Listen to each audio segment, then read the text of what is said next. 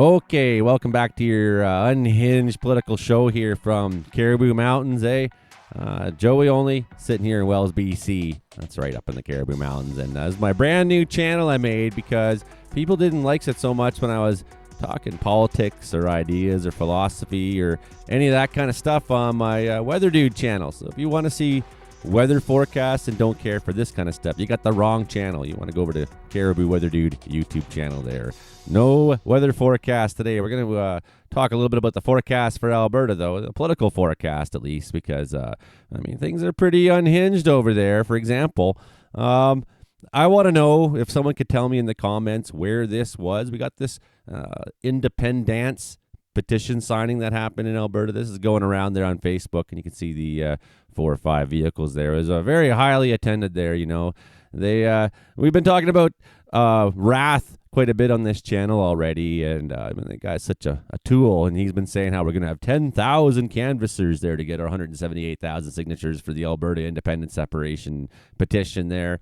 And then his latest comment I heard was he said we're going to have 100,000 canvassers. I was like, well, if you had 100,000 canvassers, basically, you wouldn't need to canvass, really, because you just need 178,000 signatures. So obviously the guy's just telling gobbledygook, nonsense, and lies.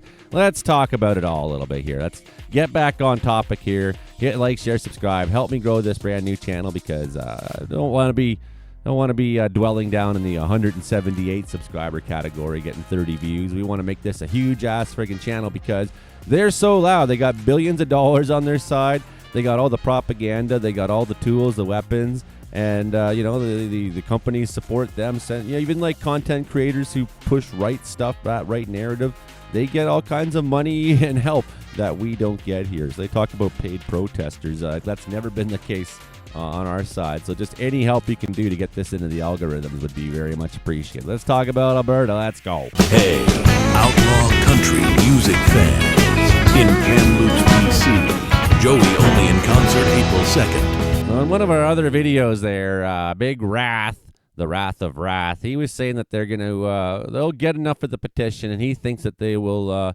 after that point, of course, he'll have enough money behind him, American money and corporate money and this and that he'll be able to win.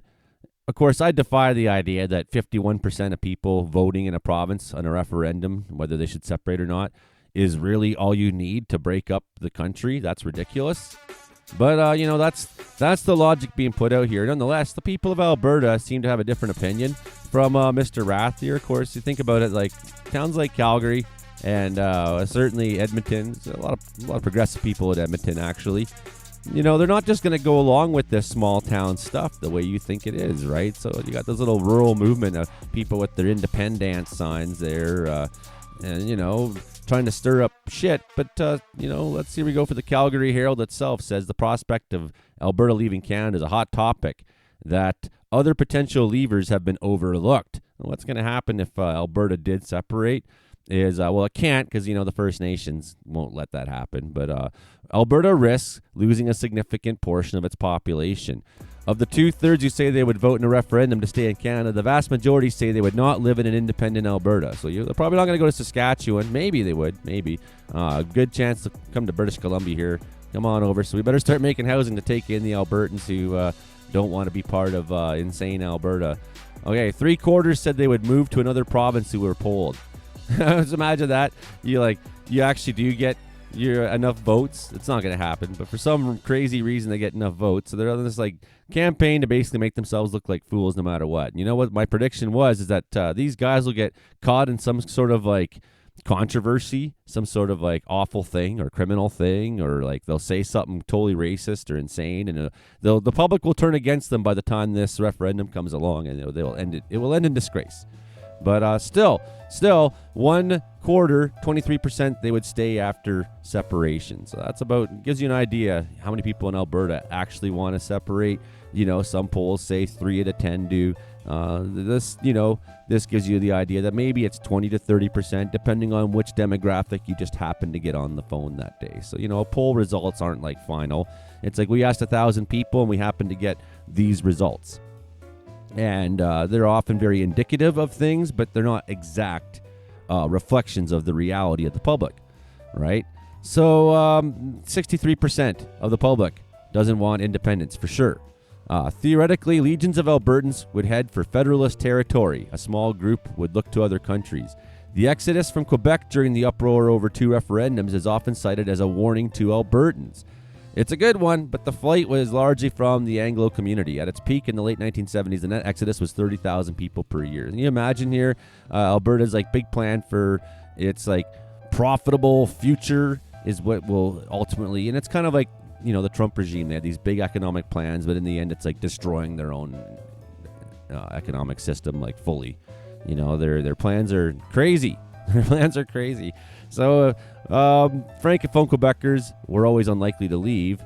Whatever their feelings about independence, their cultural and linguistic identities is linked to Quebec soil. So the exodus from Quebec, although predictable, though a lot of people stayed for predictable reasons as well. Well, Albertans, they could probably leave Alberta without the same concerns. Like, you know what? Like, I'm not like, I could go somewhere else and it would be the same. They're probably not coming to Ontario. They're probably coming to BC. Great wealth, personal and corporate, would be gone. They'll come right here to Wells, I guess, there. Fortunately, separatism remains very much a minority movement. The Angus Reid poll has lasted. A long string that shows support for independence hasn't risen despite all the noise around referendum. They've made headlines, but Alberta separatists have apparently convinced a few beyond a reasonable doubt that their path is the right one. But only 8% of respondents would definitely vote to leave Canada. Another 21% are leaning that way, but remain unconvinced. On the other side, 57% would definitely vote to stay. Another 8% lean that way. Federal support is larger, stronger, and persistent. It's not guaranteed to stay that way. Many lean stay respondents are swayed by key arguments to leave, including Alberta gives more than it gets in Confederation. Some of this stuff is like twisted log. Hey, there's Rath. There he is there, Jeffrey Rath with the Separatist Alberta Prosperity Project. There's now a BC Prosperity Project Facebook group. I don't know how many are bots on there or not, but like they're pushing that content. There's 15,000 people on it right now. I'm sure BC on the whole doesn't support this nonsense, but how come our voices are getting squashed by these social media platforms? It's obvious, right? These are like psyops from America that are trying to do harm to our country. Anyways, it's clear the UCP and Danielle Smith are dangerously offside with Alberta's opinion. The Premier has consistently said she supports a sovereign Alberta with a united Canada, which, what does that actually mean? 54% of the general public disapproves of what she's saying. Angus Reid says her own party voters show significant support for leaving Confederation. 1 in 6, which is 16% of UCP voters, say they would definitely vote to leave, with another 2 in 5, 41%, leaning. This highlights the political challenge that Smith faces. Half her party wants to leave Alberta and half her party leave Canada, half her party doesn't, right? So she's in trouble. She's in big trouble. And Albertans in general think Prime Minister Carney is far better than the Premier on the separatism issue. The PM gets a net approval ratings of +7 in Alberta. Tied at +3 are former Premier Jason Kenney and forever Canadian leader Thomas Lugasic. NDP leader Naheed Nenshi stands at +1. Smith is down at -17. She's in the same disapproval territory as separatist Mitch Sylvester -21 and Jeffrey Rath -25. -25, Jeffrey Rath. So that brings us to the ultimate question. Is my Alberta MLA a fucking lunatic nut bar? And some of them certainly are there. So we got this channel, this page here, Alberta Watch there, and they got everyone kind of listed as to who they are. We can go through this really quickly so you can find out if your MLA deserves to be punished at the polls next Alberta election. This isn't going to go well for Danielle Smith's party at all. So Adriana Lagrange, for example, voted for Bill 14, but she's not listed as a separatist, right? Whereas Angela Pitt, these are the ones we're going to focus on. She voted for Bill 14. She's listed as a separatist by separatist organization. She did not sign the government pledge opposing separatism. Alberta First Policy Committee member and accepted sponsored travel to the United States. Angela frickin' Pitt there from Airdrie East. So these are the ones we're going to especially focus on. But we're not going to let these other guys off the hook completely like, weirdo Brian Jean here. Although he's not listed as a separatist, he's an Alberta First Policy Committee member, right? So, we're not going to let these guys off. Bill 14. We're going to look at Bill 14 in a second here, just briefly. Because this seems to be a big deal, the Bill 14 thing here, right? Only a few of them are like as bad as as Angela Pitt, but all of them are bad. All of them have colluded. All of them have benefited from this. Here we have some that have 4 marks, voted for Bill 14. Danielle Smith, she did not sign the government pledge opposing separatism. She hangs out with MAGA. Same with Devin Dreeshen, hangs out with MAGA. Don't support these people next time you have an election there, Alberta. What about Garth Rousel? He's got Rouswow from Vermilion Lloydminster there. He's half Saskatchewan, he half Wayne. So he did not sign the government pledge. He accepted sponsored travel to the United States. So did Grant Hunter. Look at this wiener from Tabor Warner. I'm Grant Hunter. Look at these people who undermine Canadian sovereignty there in Alberta. You should be disgusted with them. And, look at this whole Jason Stefan. You're right. He's an Alberta First Committee member. So is Joseph Schau from Cardston, Siksika. Look at it. Schau. Look at him there. Jennifer Johnson. She's got 3 marks against her. Justin Wright's got 4. These are all UCP people. Accepted sponsored travel to the United States. Justin Wright did. Martin Long accepted sponsored travel to the United States. Holy cow, that guy's especially bad. We got one with 3 here in Mickey Amory. What a weird-looking character some of these folks are. Holy 4. Nate Horner from Drumheller. Voted for 14 there. Alberta First Policy Committee member. Didn't sign no pledges. He's listed as a separatist, too. He's even listed as one. They're like proud of that guy. A couple here. We got Bill 14 for R.J. Sigurdsson. And he did not sign, but he's listed as a separatist. That's one we got to, pay attention to. Like Scott Sear, Cyril Sneer. I'll show them. Listed as separatist. Them raccoons. Cyril Sneer. Listed as separatist by separatist organization is Cyril Sneer there. And 3 for Shane Getson. Getson the Jetson there. He's listed as a separatist. So is Tony Yao. Tony Yao has been listed as a separatist, and he holds significant U.S. stock investments. Tiny Yao. It's not even Tony. I said Tony. It's Tiny Tony Yao. There 3 for Todd Lowen there. Of course, he's got a Dutch name, so he's going to be conservative or weird there. And he's listed as a separatist there. No, these people have none. Oh, they're from the NDP, right? They're not listed. None of them have colluded.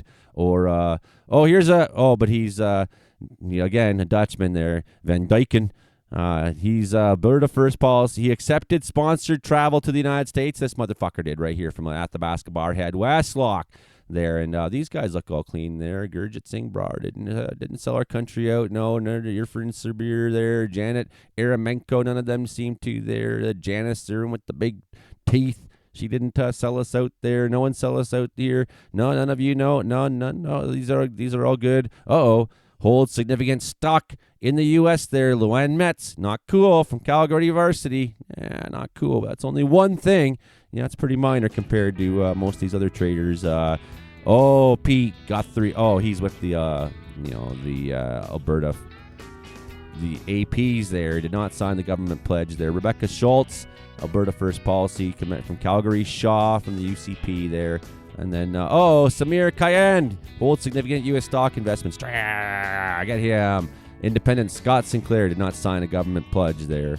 Other than that, everyone's pretty clean there. So no, I'm wondering about that Bill 14 there, the Justice Statutes. We'll just look at what AI says here quickly to summarize there. Introduced in December 2025, coming into force shortly after, amends several Alberta laws to tighten election rules, alter legal aid, and amend the Legal Profession Act. Key changes include stricter controls on citizen initiatives, new penalties for misusing personal data, and increased immunity for the Attorney General. Sounds dangerous there. It does say down here, concerns have been raised by opposition and stakeholder groups, including Treaty 6 Confederacy and ACLA, regarding the impact on democratic processes, potential charter challenges, and restrictions of rights. And here's what I think is really funny, though, is if you go down a little bit to everyone's saying they're different things. Well, what does the government of Alberta say here? Improving democratic process and access to justice. It's pretty funny there. It's like, even AI is like, well, it's going to get challenged. It's not good. But the government of Alberta is like, it's improving things. We're making it better. So basically can't trust anything they say because they're American collaborators who are trying to undermine our democracy. Finally, let's help these people out here join, sponsor a separatist today there. Someone who signed the Alberta separatist petition. They complain daily about Trudeau or carbon tax equalization. They're threatening to move to their freedom-loving American. Are they threatening to leave if Alberta doesn't separate? Do they think life would be much better if Alberta joined the United States? Well, here's your chance to make their dream a reality. Choose a sponsorship tier and help fund their one-way journey south. From gas money to moving trucks, we've got packages for every budget. Let's help these brave patriots find the greener pasture they keep posting about on Facebook.